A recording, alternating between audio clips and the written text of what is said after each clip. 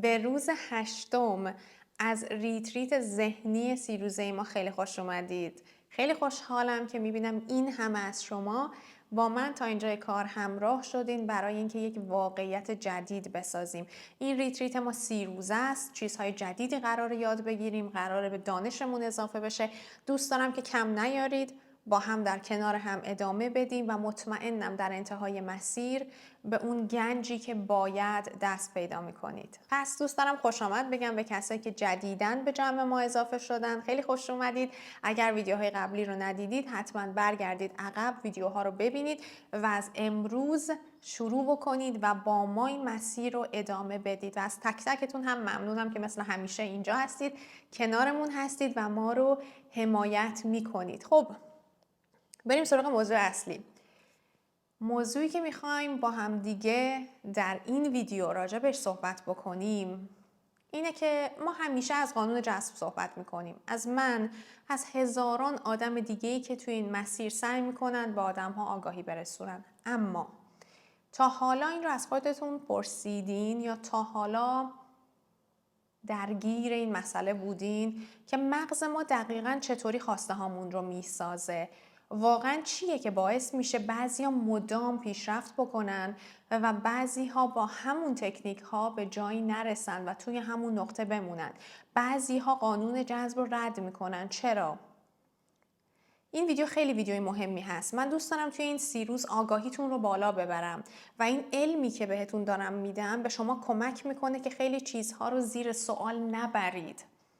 و چون دارم لایه لایه آمادتون میکنم برای رسیدن به انتهای این پروسه، این مسیر خیلی میتونه بهتون کمک بکنه برای اینکه آماده پذیرش بشید و خیلی چیزها رو زیر سوال نبرید. امروز میخوایم بریم زیر پوست ذهن و از نگاه نوروساینس ببینیم چطوری مغز ما، باورها و فرکانس‌های ذهنی ما دنیای بیرونمون رو شکل میدن. یکی از کشفیات جذاب نوروساینس اینه که مغز بیشتر از این که واقعیت رو دریافت بکنه اون رو پیش بینی میکنه. یعنی تو دنیا رو اونطور که هست نمیبینی، تو دنیا رو اونطوری میبینی که مغزت انتظار داره باشه. یعنی چی؟ از طریق یک سیستمی به نام Reticular Activating System یا RAS که من بارها راجبش صحبت کردم میاد عمل میکنه. RAS مثل یک فیلتر عمل میکنه. هر چیزی که تو باور داری و بهش توجه میکنی رو تو واقعیتت برجسته میکنه و بقیه چیزها رو حذف میکنه. مغز ما از نورون‌هایی ساخته شده که با هم یک شبکه ایجاد میکنن. و وقتی که یک فکر رو بارها و بارها تکرار میکنید، نورون‌ها با هم اتصال جدید میسازن و این یک قانون هست توی نوروساینس. شاید خیلیاتون توی کتاب‌های جو دیسپنزا خونده باشید یا ازش شنیده باشید. میگن neurons that fire together wire together. این یک جمله خیلی معروفه و این یک قانون در نوروساینس هست. یعنی چی؟ یعنی نورون هایی که با هم فعال میشن با هم سیمکشی میشن. وایر اینجا به معنی سیمکشی هست. یعنی وقتی دائم داری میگی من فقیرم یا من همیشه تنها میمونم، مغز این رو به عنوان یک مسیر پیشفرض برنامه ریزی میکنه. خیلی ترسناکه. خیلی ترسناکه. اما خبر خوب اینه که پلاستیسیتی مغز یعنی قابلیت تغییر مسیرهای ذهنی. یعنی تو میتونی نورونهای جدید بسازی و با تکرار آگاهانه باور جدیدت رو به وجود بیاری یا به قولی به اصطلاحی سیمکشی کنی. وقتی توی فرکانس های خاصی مثل تتا یا آلفا وارد بشی، مغزت وارد حالتی میشه که راحت‌تر باور جدید رو بپذیره. فرکانس تتا بین 4 تا 8 هرتزه.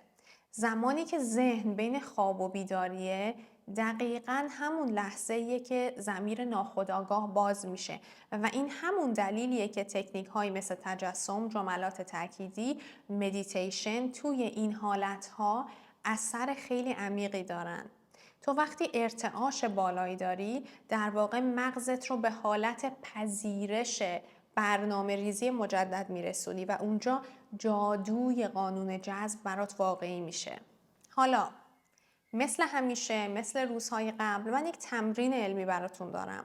یک تمرین خیلی جالبی هست که من به خیلی ها دادمش و به اکثر کسایی که برای مثال بهشون مشاوره میدادم این تمرین رو دادم و همیشه عالی عمل کرده و الان میخوام با شما این کار رو انجام بدیم. اسمش تمرین نورونی 21 روزه است. اولین کاری که میکنید این هستش که جمله باور جدیدتون رو انتخاب میکنید. مثلا یه مثال براتون میزنم. من در حال ساختن زندگی پر از فراوانی هستم. این مثال بود. حالا شما میتونید هر جور که میخواین جملتون رو بسازید. کار بعدی اینه که هر روز صبح بعد از بیداری و شب قبل از خوابیدن، وقتی که توی اون حالت آروم هستید، وقتی که توی اون فرکانس تتا قرار دارید، 5 دقیقه تجسمش میکنید و 3 بار جملتون رو با صدای آروم تکرار میکنید. اتفاقی که میفته چیه؟ اینه که بعد از 21 روز مغز شما مسیر نورونی جدید ایجاد میکنه و کم کم این باور جدیدت میشه. این میشه پیش فرض ذهنیت. جملتون رو هر چیزی که میخواین بنویسید و باهاش این تمرینی که گفتم رو انجام بدید. 21 روز کمترین زمانیه، کمترین حالتیه که ما میتونیم پیش فرض ذهنی جدید به وجود بیاریم. مغز شما ماشین خلق واقعیته، اما باید بدونید که چطوری باهاش حرف بزنید. قانون جذب هیچ جادویی درش نیست. یک قانون طبیعیه. اگر زبان مغزتون رو یاد بگیرید میتونید باهاش زندگی بسازید، نه اینکه فقط رویا ببینید. پس مثل همیشه، مثل شب‌های قبل، قرار شد که شما با من همراه بشید و این همراهی به این صورت هستش که حتما توی کامنت ها یک نشانی از خودتون بذارید. و حالا میخوام چیکار بکنید؟ توی کامنت ها برام بنویسید که الان باورتون در مورد واقعیتی که مغزتون براتون میسازه چیه؟ چه چیزهایی توی زندگیتون از ذهنتون گذشته و دسترنج مغز شما بوده که واقعا اون اتفاق توی زندگیتون افتاده. هر اتفاقی که توی زندگی ما میفته توسط مغز ما برنامه ریزی شده و یک جایی به واقعیت پیوسته، چه خوب یا بد. ولی میخوام برام بنویسید چه اتفاق خوبی توی زندگیتون افتاده که شما ازش آگاهید که توسط قدرت مغز شما خلق شده. خودتون خلقش کردید.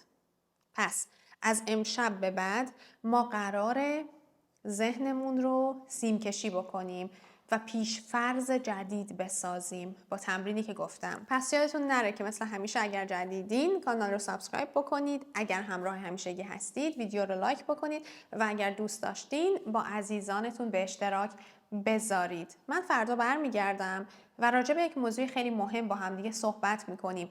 ارتعاش‌های منفی که ناخواسته میفرستیم چه بلایی سرشون میاد و چطوری بدون اینکه بفهمیم با ارتعاش منفی که نمیدونیم چی هست خودمون و زندگیمون رو عقب میندازیم. منتظر ویدیوی فردا شب باشید.